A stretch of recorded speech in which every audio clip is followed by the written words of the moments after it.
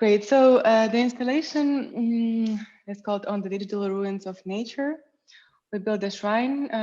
We built it, as I said, around 1 year ago in Berlin with my collaborator, Lara, who is not here, unfortunately, but her contribution was quite big in that project. I will tell you a little bit about our inspirations and how we came up with this project, and then I will show you what came out of it. We wanted to build a space to talk about the future, and I will just read from the slide. Our future is what we hopefully have in common with our planet and our nature, but now we are relentlessly contribute to the Anthropocene formation and the current extinction. Nature is deteriorating at a rapid rate. Our landscapes are reshaping, and so are our environmental standards. This is what ecologists call the shifting baseline syndrome. We cannot appreciate what has been lost if we never knew it was there. Thinking of the future currently is a prerogative of a small group of people. It's a privilege which hasn't occupied the public discourse enough. The more we include people in discussing the future, the more people feel they have stakes in it. We propose to bring a glimpse of potential future to a public space through an immersive experience that will help to anticipate the development of the present scenario more clearly. So let's imagine that we are 500 years ahead. The Anthropocene has reached its climax. And within this last 500 years, humanity achieved the peak of its technological growth and managed to obliterate all forms of nature. So nature is extinct on the present day. It exists only as a ghost or ruin within our digital memories.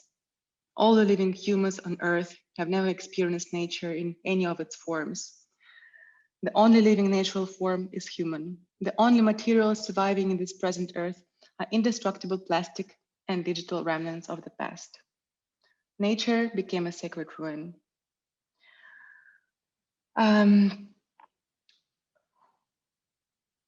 So let's go forward and see what we decided to build to worship the nature as a god. We want to build a shrine where worshippers can connect with memories of nature as it existed in the past. So in Western religions, survival was understood as an individual quest, but now we pray for the survival of the planet. Let's imagine the shrine where everything is made out of glowing plastics and glaring wires, filled in with soothing styrofoam. Instead of the icons, one can admire blissful landscapes on the screen of digital devices. Instead of the human saints, were animals who suffered for the sake of humans. And now their images are forever laminated and immortalized in plastic frames. We thought of building 5 praying chambers that would represent the 5 principal senses that connect us to nature: sight, touch, smell, hearing, and taste. But these senses we wanted to mimic with the sterile and imperishable objects that articulate the content of the senses. So the act of praying would consist of interacting with an artificial representation of the sense, because nothing more natural would stay on the planet in 500 years from now. This is how we envisioned our shrine, and later on I will show you what we've built actually, but this would be the stations. You see the colorful dots where the worshippers could connect with their senses, the pillars, and a small chamber space. We thought of building an altar, and just to give you more context, we wanted to build everything from the found objects that we would find on the streets or collect from people. And we wanted to use very disposable, very signature object that represent this culture of something temporary of consumerism. So for the altar, we thought of using a tiled IKEA shelf with the candles rack on top, maybe instead of candles, would use cigarette butts. As scaffolding of the shrine, we wanted to build a Parthenon-inspired scaffolding with pillars that initially were conceived as plastic bottles, and interior we wanted to decorate with styrofoam. As for the chambers, where worshippers could connect with the senses, this is our initial idea. So for the touch, it would be artificial fur. For the sight, some maybe screensavers from our laptops. Hearing something glitchy, the forgotten sound of nature. Smell the artificial air fresheners or plastic flowers. And for the taste, canned foods, chewing gum, protein powders. So all this mimicked tastes. As I said before, we thought that animals in our shrine would represent the saints, because this is the logic that was some time ago applied to the saints, to the icons of saints in the churches, that though were personas who suffered for the humankind. Now this is the role of animals who are dying, but maybe without their deliberate effort, but dying for the humankind. And another digital memories of nature would be this, again, cheesy, very artificial landscapes that we used to see on all the screens. So now this was the initial idea, and now I would like to introduce you what came out of it. We built that installation in 5 days. Over 3 people. It was a small gallery space in Berlin. It was exhibited for 1 day and then disassembled in 5 hours. And now it stayed only in our digital memories. I will show you, first I would like to invite you to connect your senses. And I would like to show you the video. Welcome to the Nature Shrine. It is collectively built from the digital remnants of nature's past. This space is an opportunity to reconnect. Open up your senses. Here, you're surrounded by the memories of nature. Hear the sound. Indulge in the taste. Feel the touch. Fixate on the sight. Soak up the smell. Take a deep breath and let yourself be blown with the wind into the blissful sensations that surround you.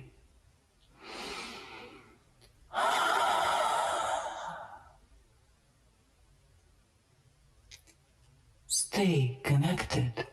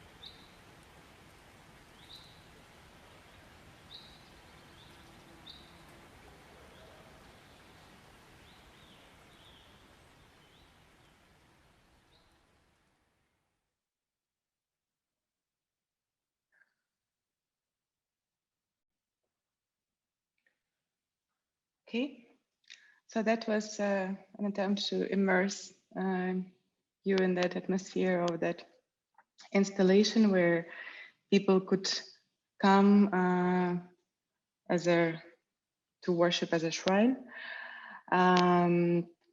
We created a soundscape, and you saw some of their stations there, the sensorial stations.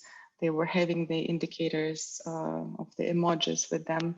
People knew that this is the station to connect with their senses.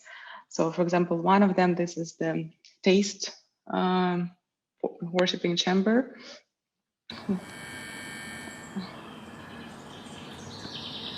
So here the sound is not important, but as you saw before, this is the memories of nature at the time where nothing natural exists, and the smell that we can indulge is only coming from those air fresheners or candles. And I would like to show you a bit more of their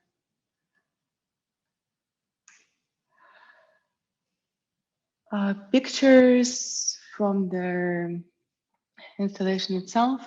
So here is the altar where worshippers could bring also their offerings to the shrine, and attendees, they were bringing some plastic objects, as you see, plastic bottles to contribute to the evolvement of the shrine. Also, it's covered with some plastic foils, artificial flowers, and various objects that we just found in the street.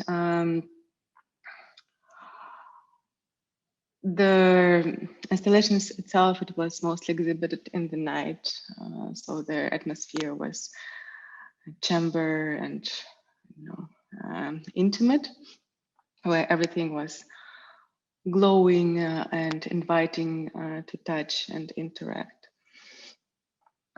The memories of nature, they were streamed on many screens. As you see on the picture on the right, there was paradise, and before some very recognizable image of when you go through the field of wheat, but we imagine it only as something, as the only trace that is left in our digital memories. So the most cheesy images would stay. And here you see the icon of the elephant. The frame is created from the styrofoam piece. These are the icons of animals that we photoshopped also to show they look a bit ironic, of course, to show the evil irony, cynicism of this attempt. And here they are hung in the shrine itself. So on the left, you see we used this street sign and we painted it to make it more gold, luxurious and church-like. And yeah, here you see more of them. So yeah, this is all about the installation itself, and just about us. It's Lara, my contributor, who is not here, and this is me. And that is all from me.